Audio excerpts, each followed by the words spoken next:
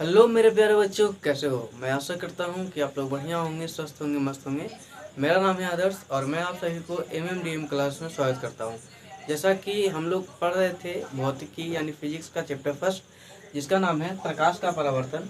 इसमें हम लोग ने पढ़ चुके थे कि इसमें पिछले वाले वीडियो में, जिसमें ये पार्ट 3 है। आज हम लोग पढ़ेंगे कि प्रकाश का परावर्तन होता क्या है और इसके कितने नियम होते हैं। ठीक है, इसके समझने के लिए आज हम लोग प्रयत्न करेंगे।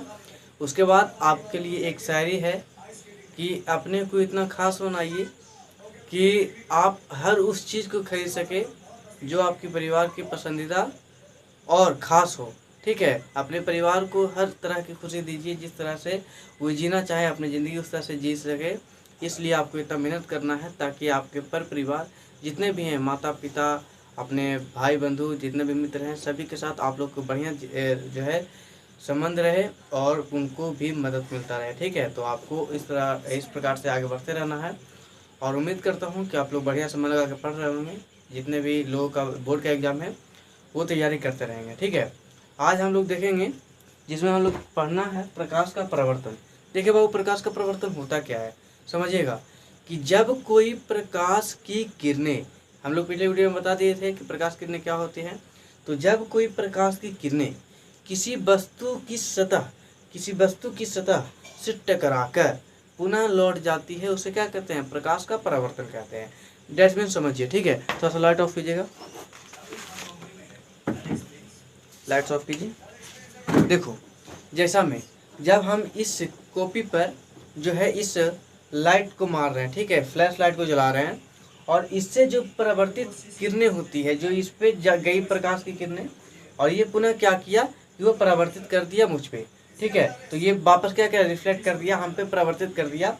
इसे ही प्रकाश का परावर्तन कहते हैं। यानी कि जब कोई प्रकाश की किरणें, ये क्या है, इससे जो प्रकाश निकल रहा है वो प्रकाश की किरणें किसी वस्तु से टकरा कर, कोई वस्तु है इससे टकरा कर हमारी ओर क्या हो रहा है, आपतित हो रहा है, तो उसे क्या कहते हैं, प्रकाश का परावर्तन कहते हैं। जा रही है, प्रकाश का परावर्तन कहते हैं। समझ में आया। यानी कि जब कोई प्रकाश की किरणें किसी वस्तु से टकराकर पुनः लौट जाता है तो उसे हम प्रकाश का परावर्तन कहते हैं। इसका किस प्रकार से लिखेंगे, ये देखिए।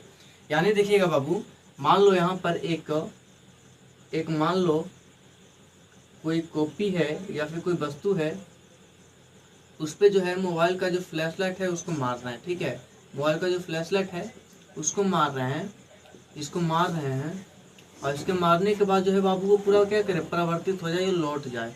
ठीक है, वो क्या करे, वो लौट जाए। ठीक है, तो इसे क्या कहते हैं, प्रकाश का परावर्तन करें। यानी जब कोई ये फ्लैश लाइट है, इससे क्या किए, लाइट को हमने जलाया, और जलाने के बाद इस वस्तु पे आपतित हुआ, वो क्या हुआ, इस वस्तु पे आपतित हुआ और वो पुनः क्या हुआ, परिवर्तित हो गया। उसे क्या कहते हैं, प्रकाश का परावर्तन कहते हैं। यानी कि यहाँ पर देखेंगे हम लोग कि जब कोई प्रकाश की किरणें, कोई प्रकाश की किरणें किसी वस्तु या सतह से टकराकर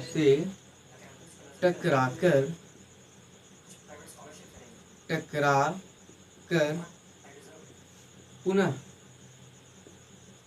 परावर्तित यानी कि लौट जाती है, परावर्तित हो जाती है, उसे ही प्रकाश का परावर्तन कहते हैं। ठीक है, प्रकाश का क्या कहते हैं, परावर्तन कहते हैं। यानी कि बाबू हम बताए आप लोग को कि जब कोई प्रकाश की किरणें हैं, जब कोई प्रकाश है वो किसी वस्तु से टकराता है और टकराने के बाद पुनः लौट जाता है, उसे क्या कहते हैं, प्रकाश का परावर्तन कहते हैं। इसका एग्जाम्पल ले सकते हैं कि जब हम लोग मोबाइल के फ्लैश लाइट को जलाए और इसका जो फ्लैश लाइट है वो किसी वस्तु से टकराया और टकराने के बाद पुनः वो क्या हुआ, लौट गया, तो उसे क्या कहते हैं, प्रकाश का परावर्तन कहते हैं। ठीक है, इसको मान लेना, लिख लेना, यहाँ पर पदार्थ है, क्या है, कोई पदार्थ है।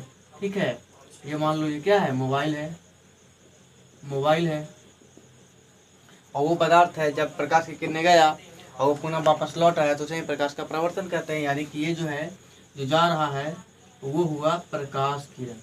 ठीक है, यहाँ पे लिख देना प्रकाश की किरणें, प्रकाश की किरणें। ठीक है, इसको लिख देना। समझ में आया? अब देखो बाबू, हम लोग को पढ़ना है कि प्रकाश का रियलिटी में परिवर्तन होता किस सतह पे है। हम लोग को पढ़ना है कि प्रकाश के परिवर्तन तो हुआ, लेकिन किस सतह पे, कौन सा ऐसा सतह है जिस पर बेहतरीन तरीके से हो सकता है। ठीक है, वो देखेंगे। देखो अब इसमें है कि हम लोग दो सतह लेते हैं, दो सतह लेते हैं। मान लो ये क्या है, ये समतल सतह है। समतल यानी कि बराबर प्लेन, प्लेन सतह हम लोग एक लिए, और एक हम लोग सतह लिए जिसको खुदरा बोलते हैं, खुदरी सतह बोलते हैं। जो ऊंच नीच ऊपर नीचे, ऊंच नीच ऊपर नीचे होता है ना, उसे ही बोलते हैं। इसको आप लिख देना बाबू। एक सतह हम लोग लिए, एक समतल सतह लिए, एक समतल सतह लिए, समतल सतह लिए, और एक लिए खुदरी, खुदरी यानी कि जो रुखड़ा हो, ऊपर नीचे उसका जो गड्ढा हो, ऐसा लिए, खुदरी सतह लिए। ठीक है, खुदरी सतह या पदार्थ लिए। ठीक है, देखो इसमें क्या होता है, इसको समझना। ठीक है, इसमें समझना कि जब प्रकाश की किरणें, क्या हुआ, प्रकाश की किरणें इस पे क्या हो रहा है, आपतित हो रहा है, यानी कि आ रहा है। क्या है, आपतित प्रकाश की किरण, आपतित किरण, आपतित किरण।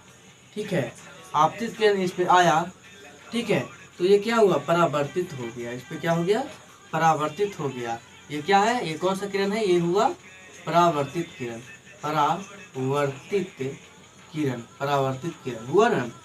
ठीक है, बीच में है अभिलंब, यानी किसी समतल सतह पर डाला गया लंब को ही क्या कहते हैं, अभिलंब कहते हैं। क्या कहते हैं, अभिलंब कहते हैं, अभिलंब।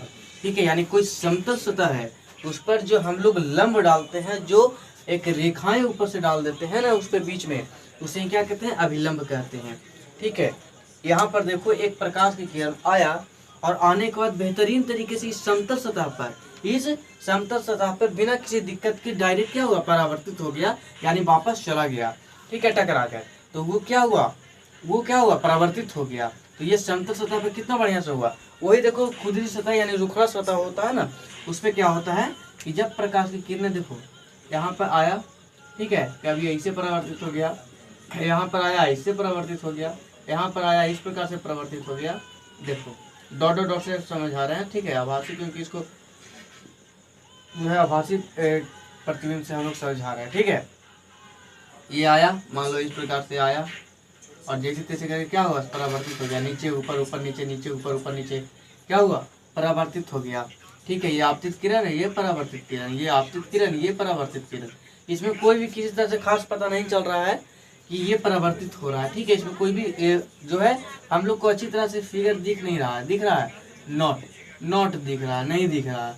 ठीक है, तो ये क्या हुआ, खुदरी सतह पे, यानी कि जैसा तैसा जो सतह होता है उस पर खुदरी सतह पर इस प्रकार से परिवर्तन होता है। परंतु जब समतल सतह है, यानी सतह क्या हो, समतल हो, यानी प्लेन हो, यानी साफ सुथरा हो, ठीक है, उस पर जब प्रकाश की किरणें आपतित होती है तो उस पर एक अभिलंब भी होता है जो हम लोग को साफ साफ दिखता है, और वहां से क्या होता है, परावर्तित हो जाता है। ये जो है परावर्तित किरण होती है, परावर्तित हो जाता है, उसे क्या कहते हैं, प्रकाश का परावर्तन कहते हैं। ये समतल सतह पे हुआ ऐसा परावर्तन, और जो खुदरी सतह होता है, जो ऊंच नीच खावड़ वाला है, उस पे हुआ ये सब। ठीक है, इसको बात समझना है। इसके बाद आपको देखना है कि जब ये परिवर्तित हो गया तो अब हम लोग को पढ़ना है प्रकाश के परावर्तन के नियम कितने होते हैं। बाबू हम लोग का मेन क्या है, प्रकाश का परिवर्तन। फिर प्रकाश का परावर्तन जब होता है बाबू, तो ये परावर्तन जो होता है वो उस कितने प्रकार से होते हैं, इसके नियम क्या क्या हो। नियम तो कुछ होगा ना, कहीं भी कोई मान लो एक गाड़ी लिए, मान लो ये रोड है, इसमें हम लोग क्या लिए, एक गाड़ी लिए, क्या लिए, गाड़ी लिए।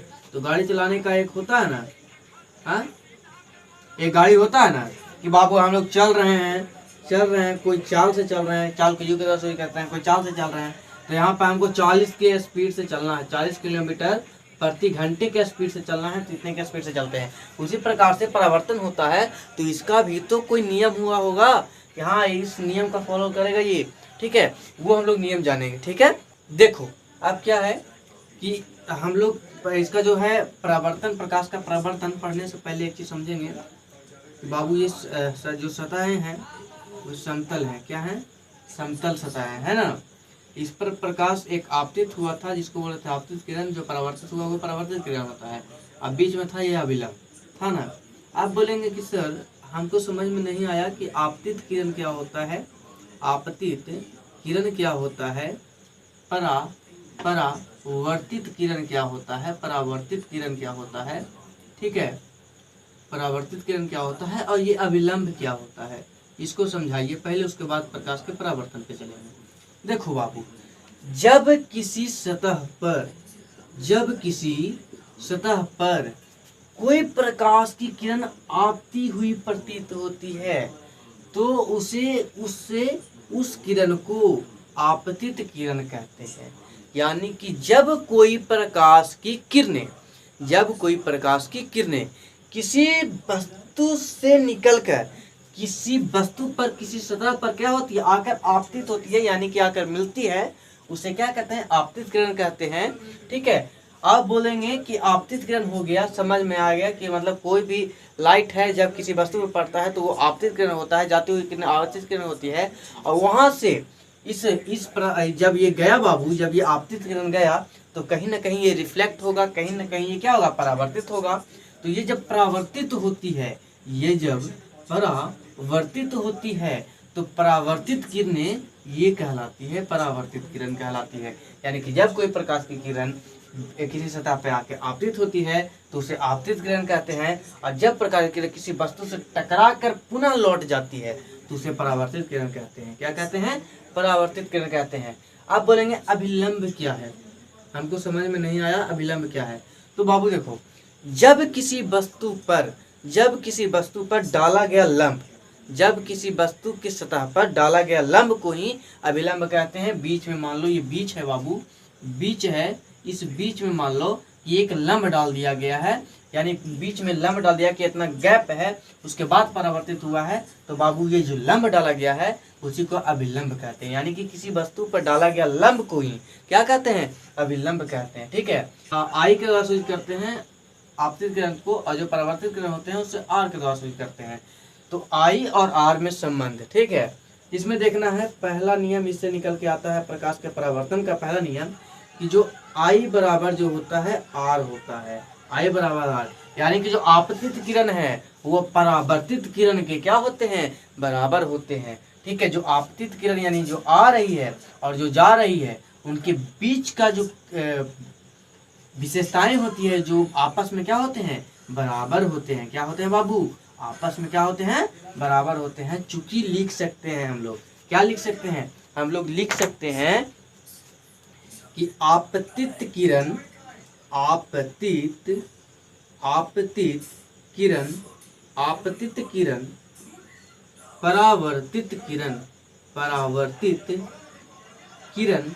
किरण या कोण, किरण या बोल सकते हैं कोण, परावर्तन कोण के क्या होते हैं, बराबर होते हैं। क्या होते हैं, बराबर होते हैं। देखो, आपतित किरण जो आ रहा है, परावर्तित किरण जो जा रहा है, तो ये दोनों के बीच में जो संबंध होता है बाबू क्या होता है, साइन आई बराबर साइन आर होता है। ठीक है, ये होता है, ये आ गया पहला नियम, जिसको बोलते हैं प्रकाश का प्रथम नियम, पहला नियम। कि आपतित किरण जो है परावर्तित किरण या परावर्तन कोण बोल सकते हैं, उससे क्या होता है, बराबर, यानी आपतन कोण परावर्तन कोण के बराबर होता है। इसको कोण भी पढ़ सकते हैं आप लोग, किरण की जगह कोण भी कर सकते हैं, कोई दिक्कत नहीं है, क्योंकि कोण ही ज्यादातर बुक में रहते हैं, एनसीईआरटी बुक में कोण दिया गया है। ठीक है, परावर्तित किरण या परावर्तित कोण, ठीक है, परावर्तित किरण या परिवर्तन कोण कर सकते हैं आप लोग। ठीक है, आपतित किरण, परावर्तित किरण या आपतन कोण या परावर्तन कोण क्या होते हैं, एक दूसरे के बराबर होते हैं।